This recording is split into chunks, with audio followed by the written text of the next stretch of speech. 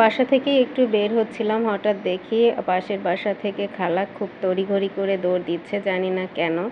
অবশ্যই কোনো না কোনো কারণ আছে। আসলে এত কারণ আসলে আমার তো খোঁজার সময় নেই, আমার কাজে আমি যাচ্ছি। যাই হোক, লিফটের মধ্যেই আছি।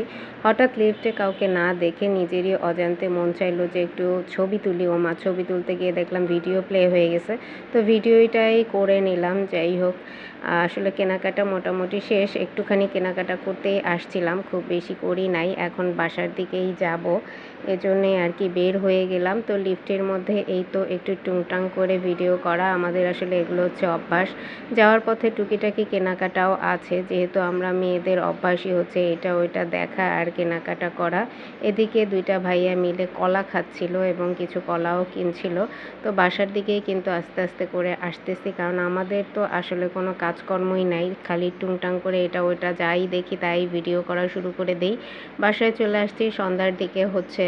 আমার একটু কাজ করাচ্ছি। এখানে আমি একটা লাইট সেট করাচ্ছি। দেখেন ছেলেটা যেভাবে দাঁড়িয়ে আছে, মনে হচ্ছে চেয়ারের উপরে দাঁড়িয়ে আছে, কিন্তু না, চেয়ারের উপরে ও আরেকটা টুল নিয়ে দাঁড়িয়ে আছে।